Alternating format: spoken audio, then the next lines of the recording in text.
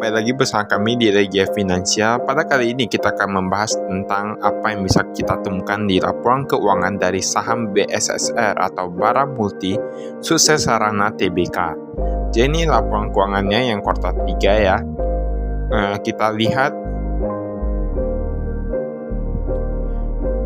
ini seperti biasa ada direktur utamanya yaitu Widada.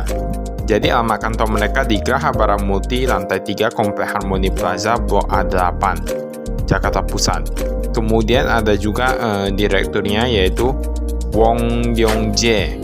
Ya, Wong Yong-jae ini sebagai direktur dan alamat kantornya sama.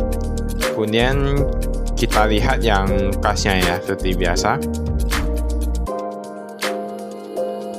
Nah, ini semuanya dalam bentuk dolar ya. Ini semua dalam bentuk dolar. Kita lihat untuk kas yang sekarang ini, yang kuartal ketiga ini 86 jutaan dolar. Sedangkan yang tahun lalu itu kurang lebih 87 jutaan dolar. Jadi 86 juta dolar itu kurang lebih jadi dikali 15.000 saja ya. 15.000. Nah, kurang lebih triliunan nih. Kurang lebih 1, berapa triliunan. Kemudian ini total aset lancar 250 juta dolar, sedangkan tahun lalu kurang lebih 213 juta dolar. Kita lihat kalau di sini ini ada piutang usahanya. Piutang usahanya agak menurun dari 6,7 juta dolar menjadi 6,4 juta dolar. Persediaan meningkat. Nah, persediaan meningkat banyak dari di 37,9 juta dolar menjadi 58,9 juta dolar. Nah, jadi ini dalam bentuk dolar. Kalau ingin tahu rupiahnya dikali langsung 15.000 saja, tapi ini persediaannya triliunan ya. Kemudian kita lihat yang aset tidak ancak. Nah, total aset tidak ancak itu kurang lebih 199 juta dolar, meningkat dari tahun lalu, dan total asetnya itu 450 juta dolar untuk yang tahun ini, meningkat ya. Kita lihat yang utang usaha, hutang kepada pihak berrelasi kurang lebih 2,7 juta dolar. Jadi menurun dari tahun sebelumnya kurang lebih 4 juta dolar. 4 juta dolar paling 60 miliar. 60 miliar menjadi 30 miliar. Kemudian ada pihak ketiga 36 juta dolar, meningkat ya dari yang tahun kemarin 20 juta dolar. Di sini kita lihat, nah ini ada liabilitas sewa. Liabilitas sewa ini menurun sedikit ya. Kemarin 164.000 dolar menjadi 100.000 dolar. Pinjaman bank masih oke, masih fair, sama-sama saja. Jadi tingkat liabilitas jangka pendek kurang lebih 212 juta dolar, meningkat pesat dari yang tahun kemarin hanya sebesar 171 juta dolar. Jadi 100 juta dolar itu sama dengan 1,5 triliun. Nah, ini total liabilitas nih. Bahkan total hutangnya ini meningkat banyak ya, dari 184 juta dolar menjadi 224 jutaan dolar. 224 juta dolar paling 3, berapa triliunan. Nah, jadi ini bukan jumlah yang kecil, ini ada jumlah yang banyak. Ini kita lihat berkembang pesat ya. Bahkan untuk yang pengisian untuk reklamase dan penutupan tambang pun berkembang, meningkat dia. Dan jika kita bandingkan dengan ekuitas, sebenarnya ekuitasnya masih lebih tinggi, cuman ini performanya agak menurun ya. Mengapa? Karena di tahun lalu itu ekuitasnya itu memang lebih besar daripada hutangnya lebih banyak, tapi sekarang sudah hampir sama ya, hutangnya meningkat terlalu cepat. Kita lihat penjualannya 856 jutaan dolar, meningkat ya. Meningkat dari 723 juta dolar. Tapi kalau meningkat mengapa? Total hutangnya bisa bertambah, nanti kita lihat saja. Nah, dari sini dapat bisa dilihat bahwa beban pokok penjualan ini terlalu tinggi. Dari tahun kemarin yang penjualannya hanya 723 juta dolar, beban pokoknya itu cuma 300-an juta dolar. Tapi ini hanya meningkat 100-an juta dolar. Tapi meningkatnya ini sudah hampir menyentuh angka 200 juta dolar untuk beban pokok penjualan. Jadinya laba brutonya ini menjadi 270 juta dolar. Untuk yang periode berjalan kurang lebih 125 juta dolar dari 197 juta dolar. Nah, berarti ini menurun ya, menurun. Tahun lalu 190 juta dolar, sekarang menjadi 120 juta dolar. Ini kita lihat dari yang pemilik entitas induk. Bahkan laba per sahamnya juga menurun cukup drastis, karena kita tahu bahwa laba per saham itu dibagi jumlah saham yang beredar ya. Ini kita skip dulu yang ini. Nah, ini ada arus kas dari aktivitas operasional.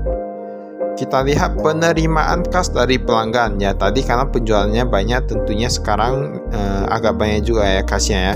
800-an juta dolar dari 700-an juta dolar.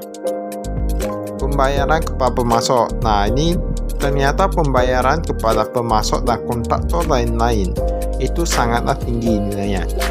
Dari yang 300-an juta dolar saja menjadi 500-an juta dolar. Hal ini menandakan bahwa mereka akan ada proyek atau gimana ya. Pembayaran kepada karyawan meningkat juga dari 10 jutaan dolar menjadi 13 jutaan dolar. Tapi karyawan ini perlu dilihat juga apakah kepada direkturnya, manajemen atas atau manajemen bawah juga. Penerimaan pendapatan tabungan, ini meningkat dari 616.000 menjadi 2 jutaan dolar. Kemudian kita lihat kas bersih yang diperoleh dari aktivitas operasional, menurun karena bagian penjualan pembayaran kepada pemerintah dari penjualan itu agak meningkat ya, 107 juta dolar juga. Kas bersih yang diperoleh dari aktivitas operasional kurang lebih 146 jutaan dolar dari yang tahun lalu kurang lebih 200-an juta dolar. Jadi menurun. Dari aktivitas investasi, penambahan aset eksplorasi. Nah, ini kalau yang untuk arus kas dari aktivitas investasi ini kan minus. Ini agak cukup bagus sih. Tapi menurunnya minusnya. Kita lihat penambahan aset eksplorasi kurang lebih 15 juta dolar, penambahan aset tetap kurang lebih 11 juta dolar, menurun dari yang tahun sebelumnya 16-an juta dolar. Kalau ini dari aktivitas pendanaan berarti dari pinjaman bank-bank gitu ya. Sebenarnya ada yang mungkin ada beberapa orang yang kita lihat dulu nih, daerah pengembangan perusahaan Kutai Kertanegara ini berarti Kalimantan nih ya. Ada Banjar, ada Tapin, ada Hulu bagian selatan. Nah, ini ada perusahaan-perusahaannya, entitas perusahaan anaknya. Ada Tapin, Hulu Sungai Selatan, Tapin, Hulu Sungai Tengah. Nah, siapa yang pernah ke Tapin nih? Ini bisa kita lihat cadangan yang terbuktinya, cadangan yang terduga, dan totalnya. Jadi cadangan terbukti ini dari batu bara ya. Jadi ini BSSR ini bergerak di bidang pertambangan batu bara. Jadi dia itu ada cadangan terbukti dan cadangan yang terduga, karena kita tidak bisa memastikan juga untuk kedalamannya untuk batu bara ya. Ini ada disebutkan daftar komisarisnya. Kalau dilihat dari sini sepertinya tidak ada yang keluar ya. Sebenarnya manajemennya masih aman-aman saja. Karena biasa perusahaan kalau ada masalah itu ada beberapa direktur yang biasanya mengundurkan diri ataupun komisaris dan lain sebagainya.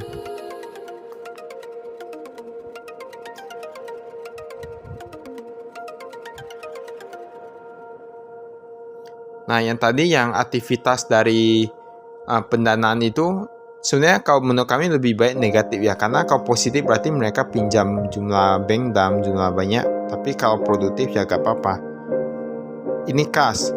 Nah, ini kas mereka ada simpan dalam bentuk dolar, itu paling banyak taruh di bank CMB Niaga, kurang lebih 22 jutaan dolar dari yang 19 jutaan dolar, jadi cukup meningkat.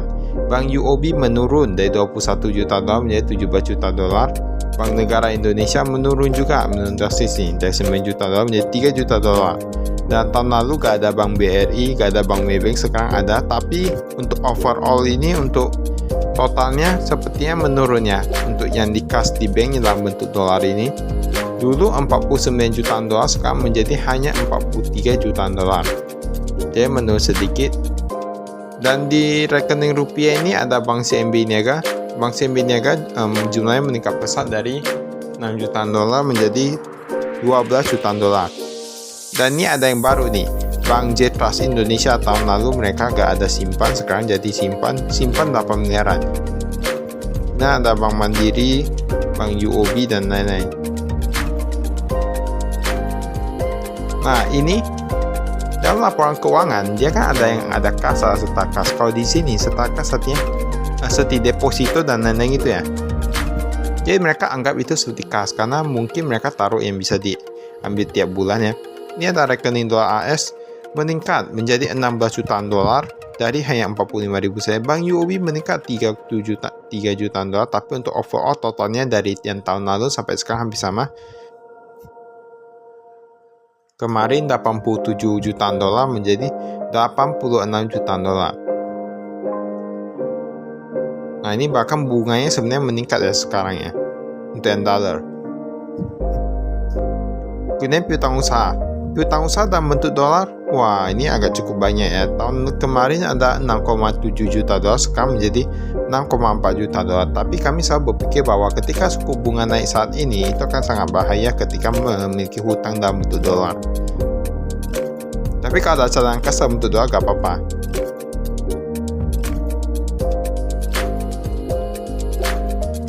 Ini piutang usaha. Piutang usaha dalam bentuk rupiah. Berarti ada yang minjam nih. Ada yang minjam sama perusahaan ini dalam bentuk rupiah. 30 juta dolar meningkat dari 23 juta dolar. Tapi overall masih hampir sama ya. Kemudian ini ada piutang. Nah, ada yang lebih dari 90 hari. Sebanyak 152.000 dolar. 61 sampai 90 477.000 dolar. Yang 30 hari 5 juta dolar.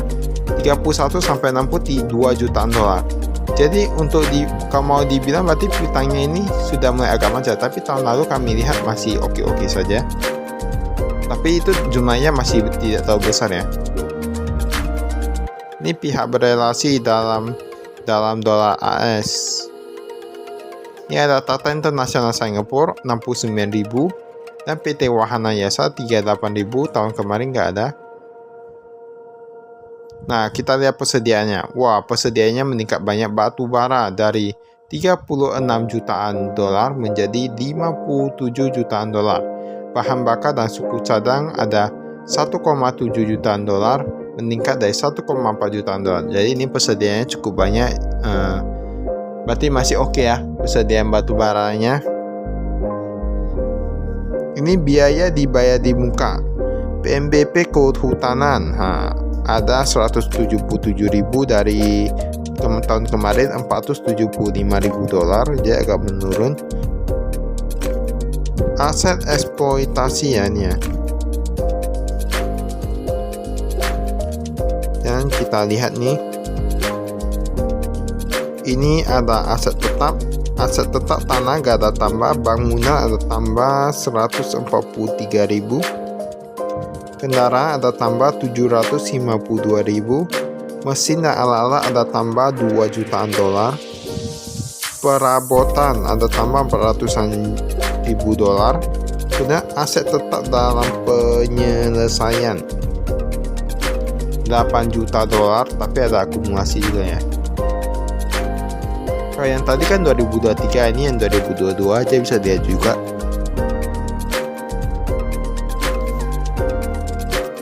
Liabilitas sewa dalam jangka pendek dan jangka panjang untuk overall itu menurunnya jumlahnya. Jangka pendek 100.000 dolar menurun dari tahun kemarin 163.000 dolar. Aset tetap. Nah ini nih, beban pokok penjualnya agak tinggi, 9 jutaan dolar dari 7 jutaan dolar. Jadi meningkat cukup banyak itu ya. Beban umum dan administrasi bahkan juga meningkat. Nanti bisa kita lihat tuh sebenarnya meningkatnya di mana. Di mana letak beban dari perusahaan ini. Padahal pendapatannya kan meningkat. Mengapa labanya menurun? Jadi nanti bisa kita lihat ya. Bangunan dan prasarana mesin dan alat berat ini aset dalam penyelesaiannya. Nah, di sini dikatakan selesainya dalam Oktober 2023 sampai Maret 2024. Jadi kita lihat untuk yang kuartal nanti ada kuartal yang terakhir. Untuk yang tahunan, kemudian ada yang kuartal pertama tahun 2024, ada yang kuartal kedua. Mungkin sampai kuartal kedua baru jelas semuanya untuk yang ini ya.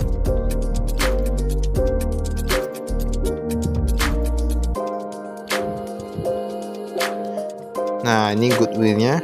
Ini asumsi utama dalam perhitungan nilai, ini ada dijelaskan. Aset tidak lancar lainnya.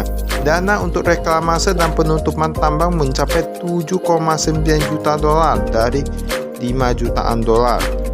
Nah, ini untuk apa nih ya? Dana untuk reklamasi.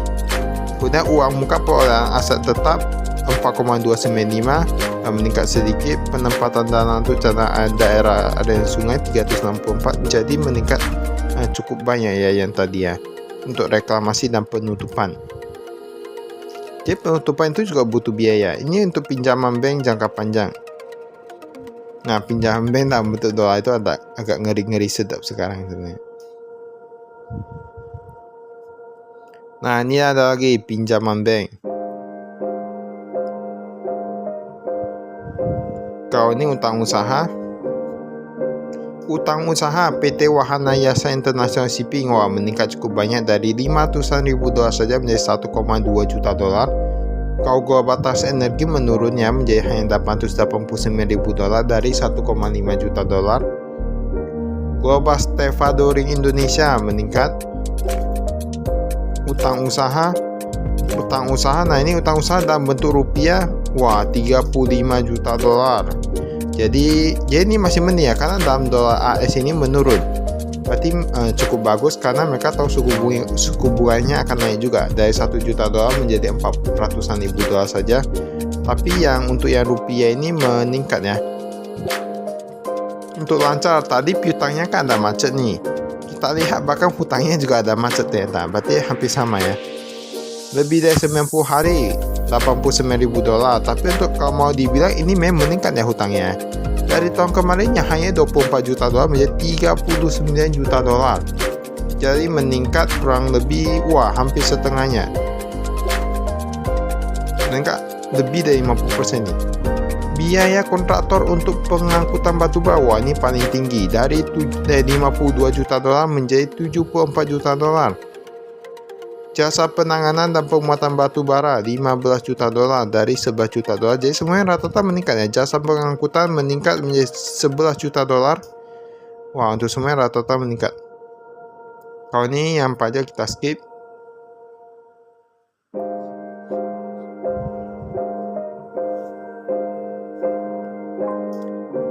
Yang kita lihat biaya jasa kini 220 juta dolar, penempatan bunga ya tadi ya.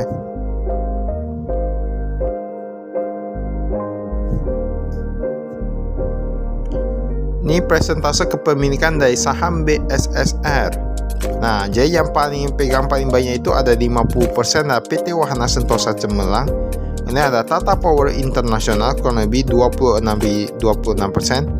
GS Energy Corporation 9,7%. PT GS Global 5%, dan yang paling kecil ini kalau tidak salah ini direkturnya.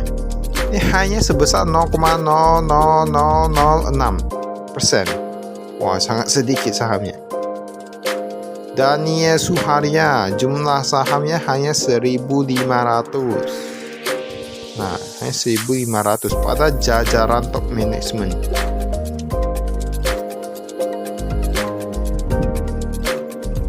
Dan kami lebih suka untuk yang direkturnya atau komisarisnya itu pegang sahamnya menjadi salah satu pemegang saham terbesar. Karena lebih bisa atur dunia. Kita lihat pihak ketiga ada 780 juta. Ini yang transaksi penjualan kepada pihak ketiga ya. Yang bahkan ini rata-rata menurun nih. Brooklyn menurun jadi 37 juta dolar. Yang Tata International meningkat dan jadi 28 juta dolar dari 18 juta dolar. Ini untuk Singapura. Dan Tata International West Asia ada 9 juta dolar meningkat ya.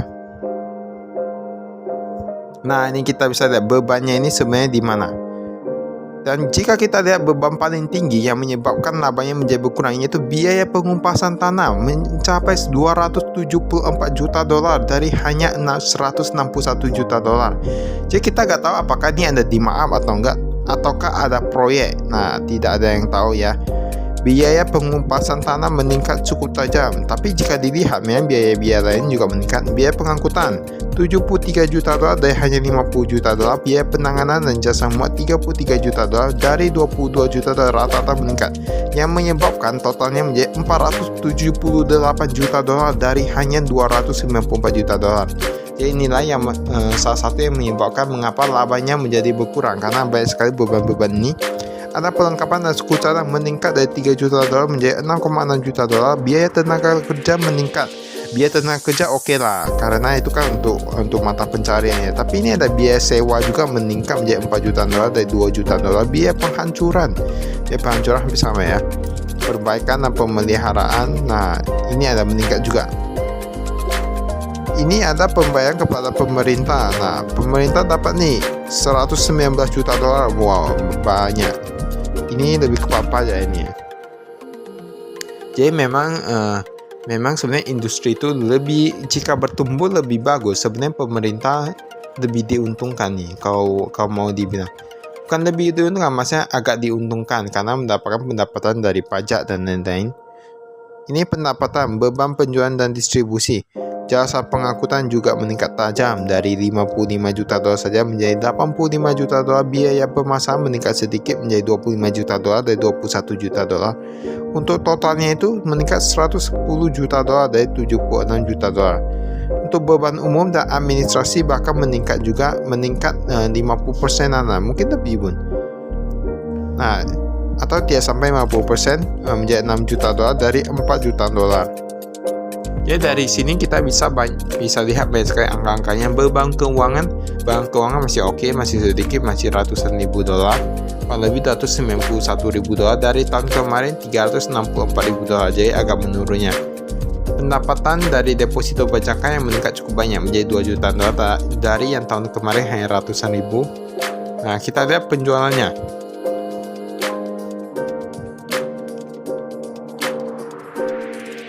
Ini kita skip.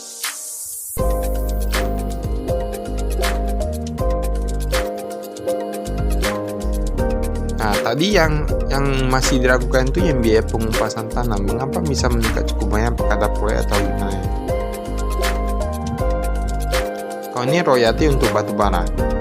Ini ada HBA-nya itu lebih besar dari 70, kurang dari 70 atau 70 sampai 90 atau lebih dari 90. Jadi lebih tinggi HBA-nya itu lebih tinggi tingkat kalorinya ya dia.